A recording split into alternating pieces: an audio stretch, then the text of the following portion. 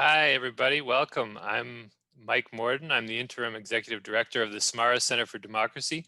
I'm so glad that you've all been able to join us today for this conversation and to help launch Whipped Party Discipline in Canada by Alex Marland. As you may know, the Samara Centre is a nonpartisan, nonprofit research organization focused on strengthening Canadian democracy. Political parties occupy, I think it's fair to say, a lot of real estate in our minds. Parties are, in my opinion, so essential in a large representative democracy as vehicles, mobilizers, as providing a structuring logic, galvanizing the choice for electors, but they can also pose challenges to democratic practice. They aren't always the most internally democratic things. And in Canada, we have a highly developed culture and practice of party discipline, elected members in a party caucus, speaking really with one voice and with a degree of skepticism, even hostility towards those who don't come along and fall into place. It's a really important phenomenon to understand if you want to understand how our representative democracy is working in Canada.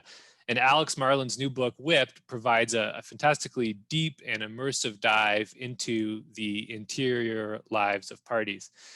And we're so happy to host this event today. Alex Marland is a professor in the political science department of Memorial University. His last book, Brand Command, or one of his previous books, he comes out with them frequently. Brand Command won the Donner Prize for the best public policy book by a Canadian, and also won an Atlantic Book Award for scholarly writing. He's a member of the College of the Royal Society of Canada. We're also so lucky to be joined today by Megan Leslie, who will also be known to most of you. Megan is the president and the CEO of the World Wildlife Fund Canada. From 2008 to 2015, she was the member of Parliament for Halifax. She acted as her party's environment critic, as deputy leader of the opposition. And I think it's fair to say few people in our national politics command the same cross-partisan respect and admiration. Megan and Alex are going to have a conversation about the book, and please think about questions you'd like to ask. There will be a chance to do that a little bit later. In fact, for a chance to win a copy of Whipped and also of the Samara Centre's latest book, which is called Real House Lives, which we released in the spring, about 5 minutes before the pandemic hit, please submit a question for Alex or Megan in the chat box at any time. If you submit a question, you'll be entered into our draw. We'll announce the winner of the draw tomorrow in a newsletter, along with a link to the event recording. So that's how we're doing it at the Samara Centre. We're upping the stakes. We're gamifying the Q&A, so please get your questions in. We want to acknowledge the Atlantic branch of the Royal Society of Canada for supporting us to bring together what happens to be two great voices of Atlantic politics, and for helping get the word out about this book and about Atlantic scholarship on Canadian democracy. And thanks also to UBC Press, the publisher of this book, who's supported us in this event and this book giveaway. So that's all for me for now. I'll reappear to help facilitate the Q&A, but I'd like to pass it over to Megan. Thank you. I love that you're gamifying the Q&A. That's super smart. We're going to get great questions. Alex, you and I have been in touch a lot over the years, but I don't think we've met. And we still haven't. I mean, we are now. but This isn't meeting. Even earlier when we tried the test, it didn't work with my video. So this is the first time we're actually looking at each other face to face. It's true. Well, it's a delight to meet you in the 2020 way. Yes. Well, thank you for doing this. Oh, it's my pleasure. And look at this, baby. I mean, congratulations. This book is an incredible achievement. I am loving it. I'm not quite done, but it's a real page turner for me. I find it to be part tell-all, part handbook in a way. You know, I'm like, oh, so that's what happened. Do tell. You know, it's a little bit of a gossip rag for me, which I'm loving. It's a primer. And hey, you know what? Today is the 5th year anniversary of when I lost an election. So it was also a little bit like pulling off a scab that had healed over. It's many things to me, but it's illuminating. It's so well researched, and I loved what Susan Delacourt wrote on the back, where she said, "Whipped will take you to the place that political journalists find incredibly difficult to cover: the world of political party culture." And boy, oh boy, did you ever do it! It's a fascinating read, but I wanted to ask you why. I mean, why do we need a book like this? And what motivated you to write this? I think I should start by saying that any big endeavor is really a collection of people who have helped, including you. Samara Centre, all sorts of people have helped make this possible. But ultimately, I was the one who was losing my mind writing all day long. So, um, I so where did the idea came from? Well, I'd done this book that was about looking at how Stephen Harper and the Conservatives were really tightening message control. And the more research I did around that made me realize Stephen Harper just brought things to a new level. Hmm. Things were already trending in that direction. In fact, a lot of things that Harper was doing that were shocking at the time now are kind of like the new normal. That's just Yeah. the way politics works. Um, so then I thought, well, gee, I looked a lot at the executive branch. Maybe I should look at the legislative branch. And so that's what this book is about. It's mostly about what goes on in the legislature Hmm. and what goes on in caucus rooms. And I've never been in a caucus room and participated. Maybe you can talk about what it's like, or maybe you're still under secrecy, but that's the whole point, right? Yeah. Is you have this principle that you can't talk about it. Well, if you can't talk about it, how democratic is that? How are we supposed to understand how Canadian democracy works unless somebody talks about it? So that's what this book is about, is trying to take us inside that hidden world. Well, you've got lots of sources who really help you flesh it out, what it's like to be in caucus, what it's like to be in those discussions. And I think that's pretty, this kind of research that you've done really distinguishes Whipped compared to other books or pieces on party discipline. Would you agree, or what are some of the similarities and differences to other pieces out there? So I would say I mean, like anything, what I'm doing is not necessarily new. So there was Mhm. a researcher at the University of Manitoba, Paul Thomas. He had done some work in the 1980s that really went into a lot of what's going on here. And there have been a few others as well. David Doherty is a professor who comes to mind. I, I would say, though, that what's different about my approach is probably how comprehensive it is, how big it is. It takes a much broader look at things than maybe they Yeah. were able to. It's also different because it's in the social media environment. A lot of What do things you have mean? changed. Well, if you think about when I read about the way things worked in the 1980s, I mean, I've got this in the book as a small anecdote. You know, Politicians were given a record, a vinyl record with Pierre Trudeau's speeches on it, and a binder, and actually it was a plastic briefcase, and they were said, "Here you go for the summer. Use this for the summer for your key messages." Amazing. Now, key messages are all day long, and they're Yeah. coming on smartphones. They're just going like this. So Yeah. this is what I mean by saying things have sped up. Right. I want to ask some questions about that 24-hour news cycle a little later. But before we get into the content, I have one more process question for you. But I'm dying to know. I mean, you based your book. You did a lot of research. There was a lot of information out there, including Samara's research, their exit interviews with MPs and other pieces that they've done. But you also did a lot of interviews. And I looked in the book, there's 9 pages, just lists of names of people you interviewed. So MLAs, MHAs, MPs, ministers, prime ministers, staffers, and from accredited parties and from independents. So it's rich. I think there's over 100 people that you interviewed. And honestly, I am amazed that they talked to you. Because a lot of what's happening on Parliament Hill or in the legislature, a lot of what's happening within parties is based on confidentiality. I mean, you talk about it all through the book, that party solidarity and confidentiality. So, how difficult was it to get them to open up and talk about what goes on behind closed doors?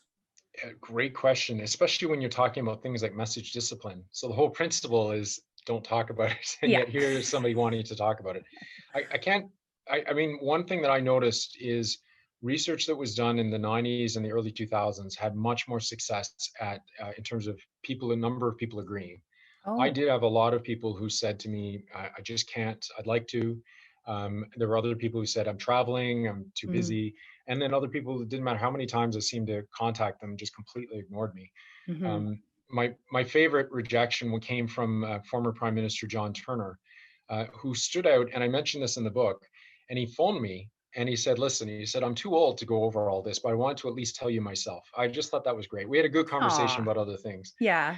Um, how did I would say the number one thing that I would encourage other researchers to think about Hmm. is one of the first things that happens when you put in a request is a staffer likely or somebody is going to Google you and try and figure out who is this Yeah, person. And the other thing is, I'm always very clear about saying, look, I am not going to quote somebody without their express permission. In fact, I will provide them with the quote so that they can, so there's no surprises.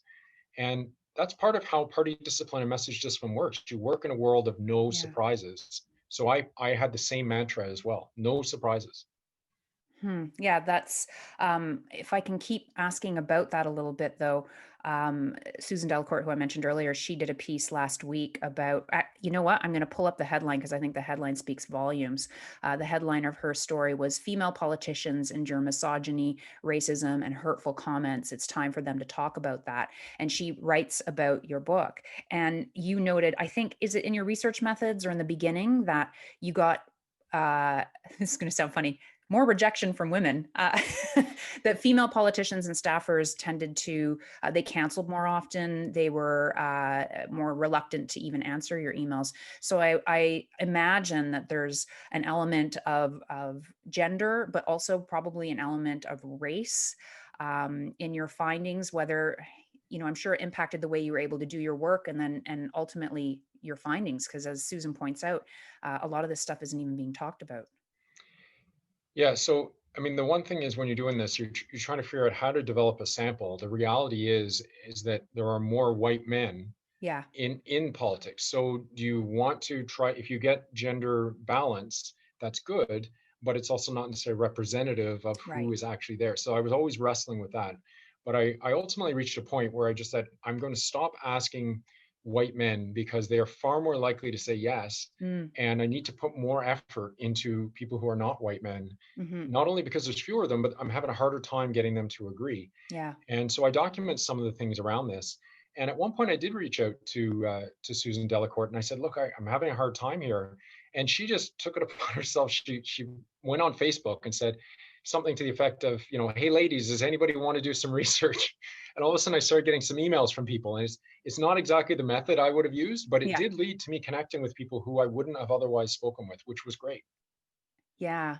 Um, it's really important, I think, that you even noted it, that you didn't just act like it wasn't an issue or that there wasn't something to explore there. I think it's incredibly important that you specifically noted it in your book. So thanks for that. And I think some political parties could take a cue from you on how to recruit candidates, but that's not what we're here to talk about. So a major theme of your book is about how party discipline has transformed in this day and age to be message discipline. And I really want to explore that a bit. So, first of all, what do you mean by that? Well, I'm going to answer, but maybe I can get you to reflect on your own Mm, experience a little bit if you're open to it. sure.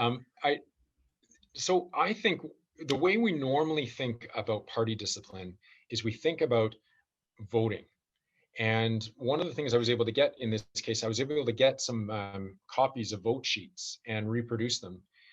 You may have seen the vote sheets, but until you're an MP, you're never going to see these documents that are passed around by the whip's Explain office. what you mean by vote sheets. So a piece of paper that is prepared by the whip's office that outlines this is the bill that's coming up and this is the party's recommended voting. Mm, This is our position. hmm. And they are laid on MPs' desks Hmm. so that when they walk in, they know, okay, this is the party line. This is how we're voting. Um, I'd never seen one of those before, but then I was able to reproduce them in this book. But that would be normally how we would think about party discipline. And often Hmm. how it's measured is the division roll call votes. How did people actually vote? Yeah. My argument is that we can't think about party discipline like that anymore because in fact politicians and staff don't think about it like that. Party discipline is all encompassing. It has left the legislature. It has become message discipline. People say what is the line. They're not asking for what is the line in voting. They want to know what are the message lines. What is the party line? What is our Right. position? What do we publicly take a stand on? And especially with something like social media, politicians and political staff are always trying to figure out how do I make sure that I stay. The expression people you would use with me is there's no freelancing and you've got to stay within your own lane. Hmm. So how do I figure out what my lane is unless I'm getting messages from the center? Yeah, and that voting discipline. I mean, if you look at the numbers, gosh, what did your book say? Like 97% of votes are in line with parties. The voting for me, the voting discipline isn't as big a deal as the message it sends if I didn't vote with the party. So you talk a lot in the book about not people not wanting to hurt their party or hurt the leader by because a lot of media and folks at home using social media want to see division. That's the bigger story. Like if you voted on National Tree Day and you're like, oh, this is a dumb thing, I'm going to vote against it, then all of a sudden it's like, oh my god, Megan Leslie hates trees. That's the thing that people are trying to avoid, I think, more than whether or not we support National Tree Day. You're right. And politicians were telling me an expression they would use a lot is daylight. As soon as there's a little bit of daylight between us and the leader, that's when there's going to be all sorts of controversy. And it's partly the media, but it's also opponents. Yep. Opponents are trying to Yeah. exploit that. They're Talk about trying to that. show, yeah, they're trying to show that, wow, this person doesn't support the leader. Why should anybody else? It's a constant challenge for people trying to figure out what to do. But one thing comes to mind that a current MP told me, and I'm trying to project what he said. And he said, the whip's office thinks that their knockdown argument is you're going to get into all sorts of trouble with us. You're Mm. going to, lose your position as a chair. You're not going to be able to go on trips and all this sort of thing. We're part of a team and be a team player. But really internally, what really motivates a lot of partisans and a lot of MPs is you don't want to cause problems for your Right. colleagues. Because the moment that you go out on your own, all the other people in your region, all the other MPs with your party, or other MPs in your party are all going to be going, what are you doing? You're making us look bad. You're causing problems. I'm Hmm. getting constituents calling me, why can't I be more like you? Like, it's causing division. We need to stay together and have a united public front.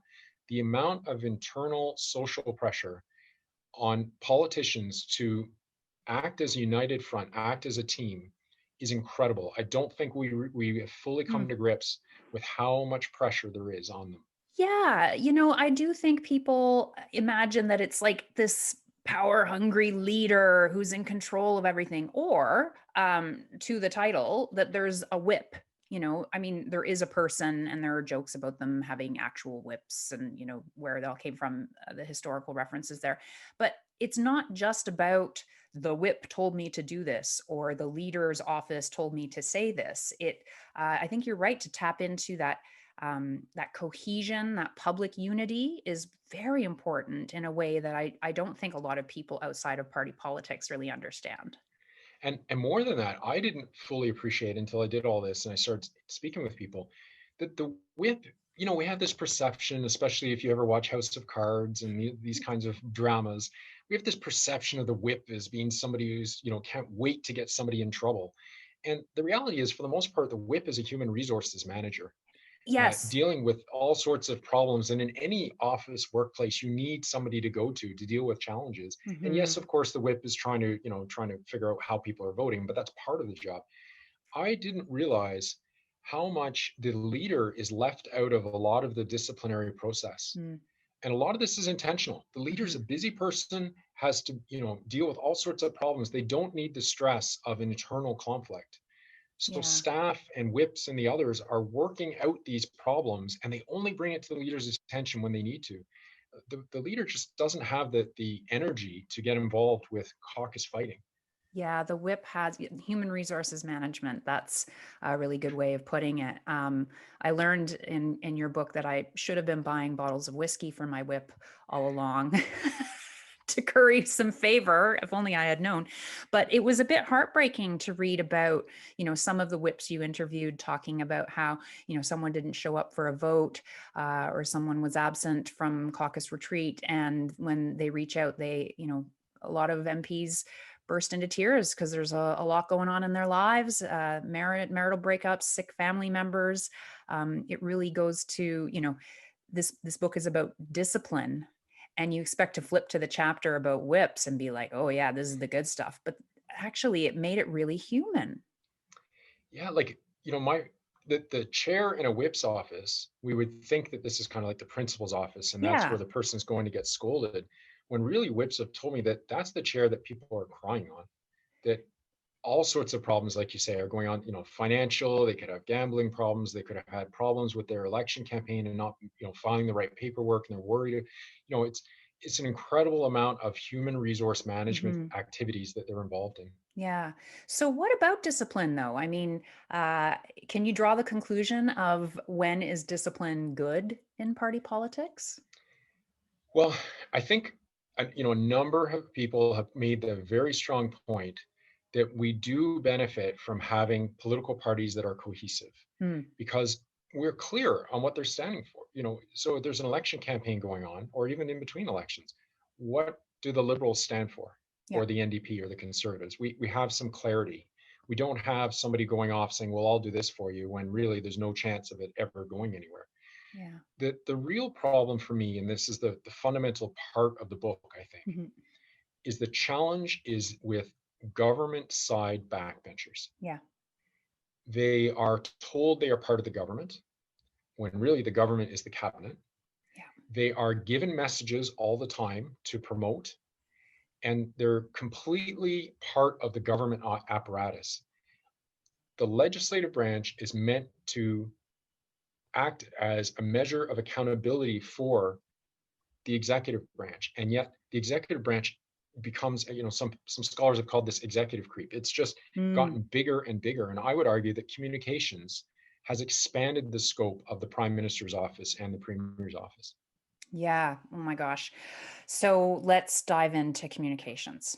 And there's a lot on this front. There's, that message discipline that you're talking about, and then there's also external, the way that communications manifest externally through media, through social media. So let's dive into that a little bit.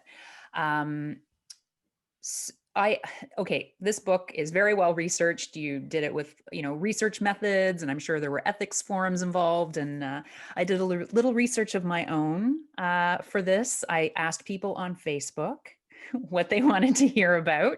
And hey, my Facebook feed is mostly people who really like me or people who really hate me, but they all care about politics. So there were some good questions. And a lot of what people wanted to know about is about the 24-hour news cycle, about social media, and how this has influenced the way discipline, message control, message discipline. And I think, you started off by saying some of the older research that had been done was before this new media and news cycle.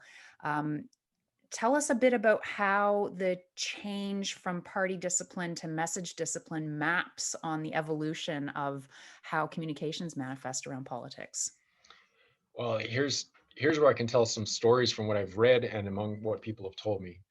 So if you were an MP or a minister in the 1990s Mhm. with, let's say, Jean Chrétien as prime minister, and you were looking to get key messages, you would get them by fax machine.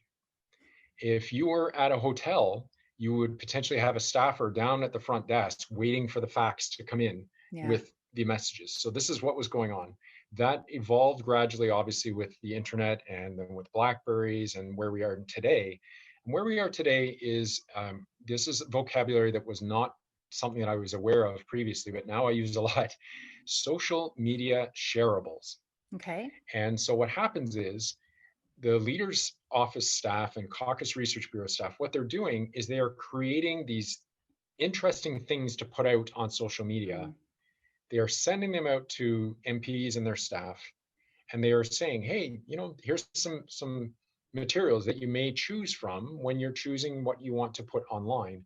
And on top of that, they're identifying all sorts of topics that are in the news, and here are the message lines, and here is the spokesperson on this.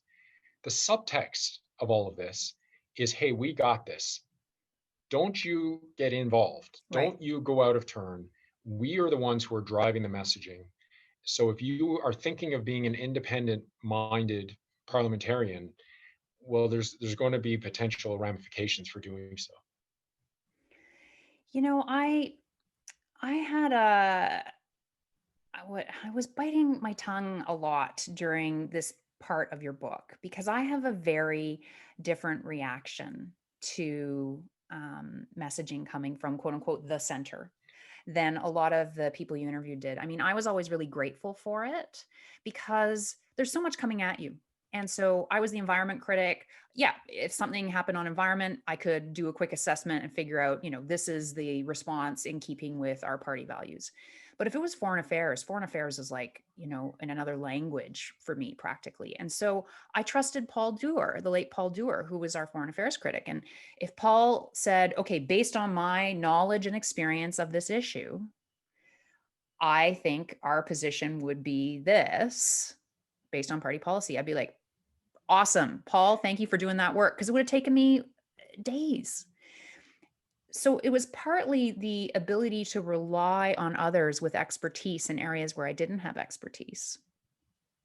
And it was partly because in this day and age, elected officials, there is so much at risk. Entire careers have been destroyed because of a tweet. So people get elected for lots of reasons. Maybe they're great community volunteers. Maybe they're great community organizers. Maybe they knocked on every single door, but they aren't necessarily great orators. They aren't necessarily the best communicators. So there's give and get here. And I was one of those people that was always really grateful to get that help. But then clearly I'm in the minority because reading, all these stories from other elected officials who felt so constrained and like they were being chained to these message lines. It was real. Like it felt to them, from what I read in your interviews, it felt to them like they were really being put upon by quote unquote the center. Yeah, and what you're saying is absolutely right. I mean, it's so hard to navigate. You get asked a question about should there be nighttime hunting, and the next minute you're asked, what about the pine marten beetle? Like you just, it's all Yeah. over the place, and you just don't even know how to process it. The challenge is the centralization of it. Right. It's really, really helpful to have, but what happens if you happen to disagree? And Right. that's where it becomes a problem because the system is just set up that we are going to have this united public voice. And if you disagree, now it's hard to navigate. So what if you do disagree? What's the recourse for an elected official? Right. Well, obviously to read whatever the Samara Centre for Democracy has to produce. That's the good starting point. They've got great materials. They do. Yeah. For No, MPs, yeah, or really. for elected officials. I totally agree. I mean, so in the book, what I ended up doing was I channeled all of the suggestions that people gave me, and that's what's in the conclusion chapter, is saying, how can you be a strong parliamentarian within the boundaries of party lines? Mm-hmm. And essentially what a lot of people were saying to me is you have to work really hard. This is not about I'm coming into a caucus meeting and I'm standing up and I'm making a dramatic showing and saying this is the way it should be, and everyone else is in the room is looking at you and saying, where did this come from? Like, how come you haven't told me this before? That's not how it works at all. Yeah. Instead, you have to talk with your colleagues, you have to mobilize, you have to work with interest groups, you have to work with the media.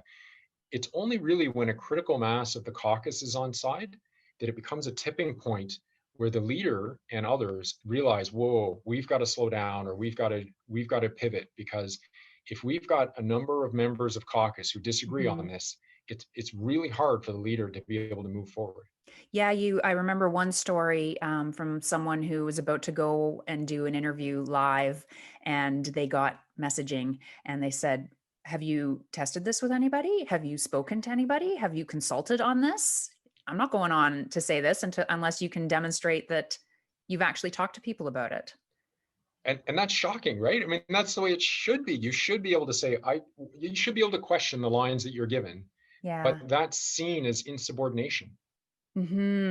Okay, so let's, we started off at the beginning talking a little bit about the caucus room and what caucus is like. And unless you've been an MP or an MLA or MHA or MPP, I think I've got all three, you wouldn't have been in caucus. So peel back the veil for us a little bit. What did you learn from the people you interviewed about what being in caucus is even like?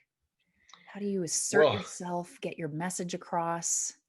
yeah, that's great because you've got experience here that I don't. It's But one I can experience though. draw.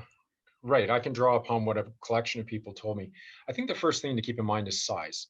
So here Mm, in Newfoundland and Labrador, there's only 40 MHAs at all. right. And then you've got all the parties. And so each caucus is going to be relatively small. Whereas in Ottawa, it's a major event. I mean, you could be in the room and there's more than 100 people. And Yeah. the prime minister is up on the stage essentially. Um, so size is the first thing to keep in mind. On size, I would argue that even then, there's a lot of pressures to come out and have something that's there, to have something that's cohesive. So I interviewed some people who were a caucus of one, so they're the only person, Okay. and they told me that even if they go out and say something, what happens is they still get into all sorts of pressure because in Canada, there's connections between the federal and provincial parties. Yeah. So if you are a leader of a provincial party and you say something, the leaders of all the other provincial parties across the country notice, and now they're saying, "What are you doing?" Yeah. So it goes in different directions. Um, yeah. Sorry, I'm just thinking about the party of one and the different levels. You sure can get in hot water with your provincial or federal colleagues without even without even realizing it. But speaking of trouble, you do talk in one chapter about an MLA in particular, but you talk quite a bit in the book about other elected officials who maybe did step on a bit of a landmine or cause problems, and you kind of detail what the reaction was from the party and from the different people who were involved. So tell us a little bit about what happens behind the scenes with a quote unquote troublemaker, someone who's seen to be a troublemaker. Right. So that's one of the things I did was I tried to say step one, step two, this is what happens, then this is what happens to kind of pull that back. And the main thing is you get a phone call pretty quickly Hmm. and you are told to the expression sometimes used is how to walk it back. So Okay. how to remove something that's on social media, how to apologize for it, and then more than that, how to disappear, how to completely vanish from the public. You don't pick up your phone, you just complete, because what they're trying to do is they're trying to get it out of the news cycle. Right. And so this becomes a challenge because of course, you want to be open, you want to be accessible, and all of a sudden now people are saying, look, one person it was a great quote. One person said, look, and this was in the heat of a campaign, it doesn't happen very often, but this person told me it's happened a few times. The person said, look, I want you to get in your backyard, I want you to dig a hole, you're going to get in that hole, your cell phone's going down at the bottom of the hole, you're jumping up and down on the cell phone, and you're going to dig that hole and you're going to cover yourself in dirt, and I'm the one who's telling you when you're coming out. Like it can get intense. That's intense. Yeah. I have to admit, I was not a part of those conversations, thankfully. But what you're talking about, I mean, is making the issue go away. If you keep responding to the tweets, if you keep feeding the trolls, if you keep clarifying and re-clarifying and then re-clarifying, you're just making it worse. Versus, can we change the channel? Can we get our leader out there on the thing that he or she is supposed to be talking about? That happens a lot in elections as well with candidates. I mean, you do talk about how candidates, you don't want to distract from what the leader's message is on that day or what the campaign message is on that day by your local issue or your mess up. There's a lot happening in not just in caucuses, but also right from the moment you put your name on a ballot. And that's exactly the point. Party discipline and message discipline are occurring before you're even elected.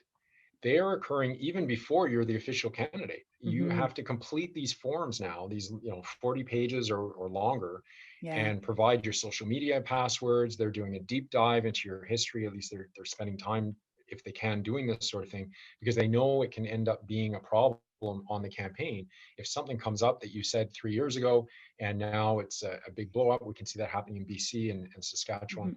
Mhm. And so right from the beginning, you're having to say, I support the party and its values and its constitution.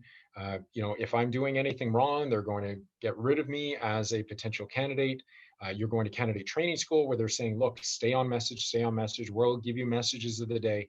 It's almost like an indoctrination that's occurring right from the Yeah. beginning. You talk about the stereotypes of different elected officials, like the maverick, was it troublemaker? Yeah. There's the loyalist. Team players Team player, and yeah. party robots. Thank you. And party robot. And I recognize where I fit in those stereotypes. I know I'm a team player and maybe to a fault, but I guess I really did. I found reading people's experiences so illuminating because yes, you keep saying I was there, I was in caucus, but I had a very different experience in that candidate form where you disclose your deepest, darkest secrets, lest they be exposed for you.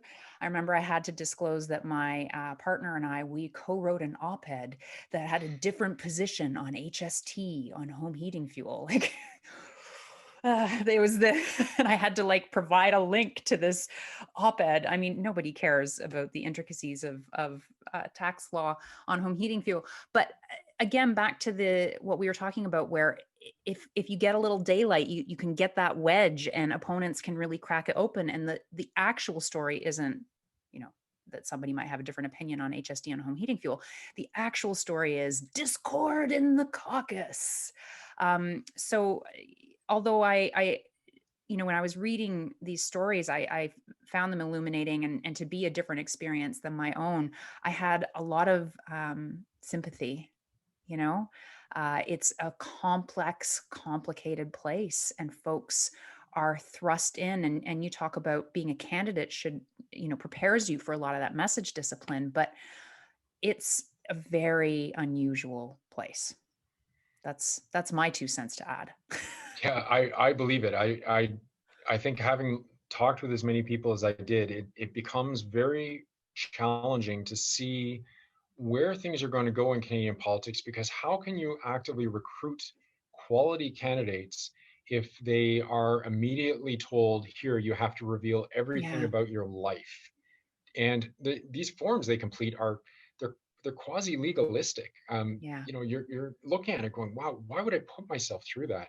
And if we have the impression of politicians behaving as, kind of party robots when it comes time to voting, or just repeating the same messages all the time, that doesn't really inspire a lot of people to, want to get involved in public Hmm. life. But you know what was inspiring? I thought, I am so grateful that you did a final chapter on recommendations, tips on being a strong parliamentarian. I mean, I get really disheartened by the rhetoric of a pox on all their houses. It's like, no, people, like, you think we're running just for fun? People are running because they care and they want to make a difference. And so, exposing some of this stuff, I'm like, oh God, is anyone ever going to run after they read this? Yes. Thank you for doing that chapter. I'm going to pull Mike in pretty soon, and I'll wrap up with these questions, but I want to explore your chapter about what these tips are. So you talk about recognizing the trade-offs to party affiliation and how to pick your battles. Tell us a bit about that. What do you mean? Well, I, in terms of, from what people have told me, is you have to figure out, when is it appropriate to die on a hill? When is it appropriate to say, that's it? That's the bottom line. I can't move off this.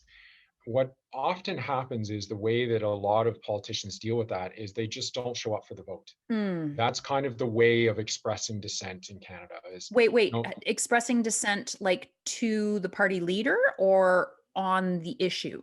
on the issue. So Okay. on the issue, you just, instead of being recorded as opposed to, or different than the party line, Right. you take a walk, or you're traveling that day, or you're Yeah. sick or whatever. We've all been there. It's right. It's just kind of the way that it gets dealt with. I think the real challenge for a lot of people is trying to figure out, how do I represent my constituents? And how do I also wrestle with my own personal principles? Mhm. And on this, I think there's a good story that I can relay that a sitting MP told me. And this person was saying how, she was faced with all these different dilemmas about what to do. There was a particular issue, and it really, really upset her. It was something that she could not tolerate whatsoever. And a senior member of the caucus had a conversation and said, look, there are going to be lots of times that you need the team, and we will be there for you on other things. But to do that, you have to show that you support the team. Yeah. So on this issue, as much as it may be hard for you, you need to vote with us, because we will support you other times. And so a lot Okay. of those conversations occur.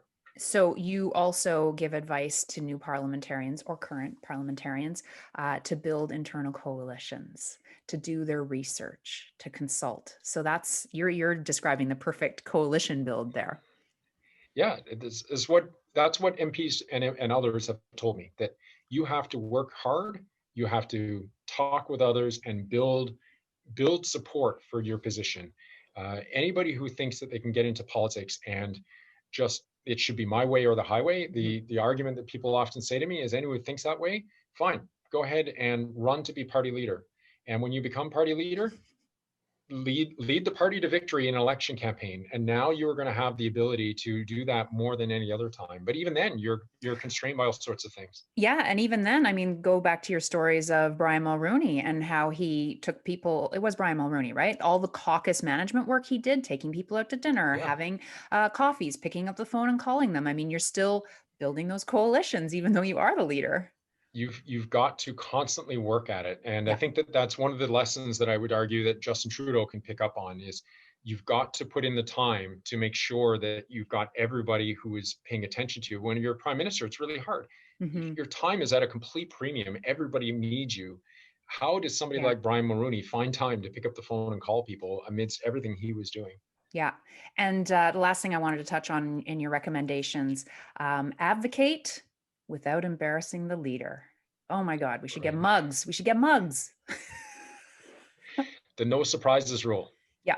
So whatever you do, if you've got something that you've got to go out, you can, as an MP or an MHA or etc., you can come out publicly and take a stand that's different than the party, provided you have worked on that internally ahead of time. So they work out what the messaging is, you agree as to the timing, and so it's not catching people off Yeah. guard. And they may tell you, look, you can't do this, but other times they may say, yeah, okay, we understand, you've got to come out, you've got to say that, that's fine, at least we know. So that's the thing, is this team player approach Hmm. is working with colleagues to be able to figure out, how do I not get the leader in trouble? Yeah, you talk about the team sport analogy a lot, and I don't know about equating it with a sport because it's serious stuff. It's the governing of our country or our provinces and territories. So, but I get it. That team aspect is really important. Mike, I'm going to call you back in because I see the chat's on fire, but I've been engaged in the conversation, so I don't know what the questions are. I'm going to have to defer to you on that. Sure. Well, that's what I'm here for. I feel like an interloper. I've been enjoying this conversation so much, but I will pop up and just toss a couple of questions to you folks, because we have had some interesting ones. Seems like people are thinking about the mechanical causes of and maybe solutions to party discipline. So maybe we start there. For example, Mark Henschel shared some thoughts with us, including raising the question of our electoral system and what relationship it could have to this issue. So I wonder, either of you, if you have thoughts about to what extent electoral reform is a route to addressing this issue, or whether it's cultural and it's bigger than that. So Oh, I have an opinion, but Megan, do you yeah, have a no, comment? this is a thing. I mean, I believe in electoral reform and I have to believe it will be better. But I'm not somebody who has the expertise on what it's like in other countries. But my Facebook friends want to know the answer to this too, Alex. So I'm glad you have an opinion. So, an opinion doesn't make me right. I can just say, based on having read all of this and talked with so many people, there's a brief line in the conclusion. I came to the impression that we do not need an electoral system that further entrenches the power of political parties. So all sorts of people are going to advocate for different forms of electoral systems. The electoral system that I learned to potentially support is one that would help us encourage a few independent candidates from Mm. getting elected every now and then. There's nothing wrong with that. We wouldn't want too many independents. The system wouldn't work. But a few independents is a good thing. It's healthy. There are certain times that the parties get together to agree on something. And Hmm. it'd be nice to have somebody who is not restrained and who can come out and say something different. So For me, the best electoral system is one that allows us to have some independents get elected. So, okay, that's very interesting. That's the electoral system. There's a couple other questions that sort of, I think, point in the direction of legal or policy change. Lorna asked if there are legal processes that can be pursued, I guess, to sort of advance intra-party or democracy within the party. I'd broaden that maybe to sort of policy change. Angelo mentioned the Reform Act, which, as you know, is a change to the Parliament of Canada Act that, in theory, gave some additional power to caucus members, and asked if there's other kinds of reforms of that nature that would help. Do you see these kind of mechanical or policy or legal fixes to this issue? Again, thinking about the extent to which it's also sort of culturally based. Again, yeah, either of you, if you have thoughts on what can be done on that front or should be done. Well, so I think, yeah, anything that involves like the Reform Act and others are positive in that they move in a direction that is potentially removing some of the power that the leader has, but ultimately still putting a lot of say for caucus to be able to figure out how they want to do that. But here's what I ended up, one of the kind of conclusions that I ended up with, and it's a bit of a throwdown for the Samara Centre, because one of my opinions after all of this is that the Samara Centre and others really, it would be helpful if they could do even more to educate prospective candidates, to raise awareness among sitting MPs about what they can do, what kind of tools that they have. Because ultimately, I think that a lot of this is so many people get elected. Well, first of all, they enter party politics not really understanding how the system works. They get elected, and it might be the very first time they've ever even been to the capital city, or certainly the legislature is after they've been elected. They're learning all of these things. And one of the challenges with the way things work in Canada is there's a lot of turnover. So by the time you start figuring out how the system works, you don't get reelected. So how can we provide information and resources to politicians and parliamentarians so that they can feel empowered to potentially bandy together every now and then? Because ultimately, things like the standing orders exist as long as the members of the legislature support them. And you can, if I may. Yeah, please. Yeah. I think if you're elected, it would be helpful to know that you can be a different kind of politician. I mean, not necessarily in the four stereotypes. Like, I'm not saying, hey, be a maverick. You don't need to be a maverick. Do you want to be a constituency politician? Do you want to be someone who has some issues in particular that you're really passionate about? And if you do, are there others that are like you?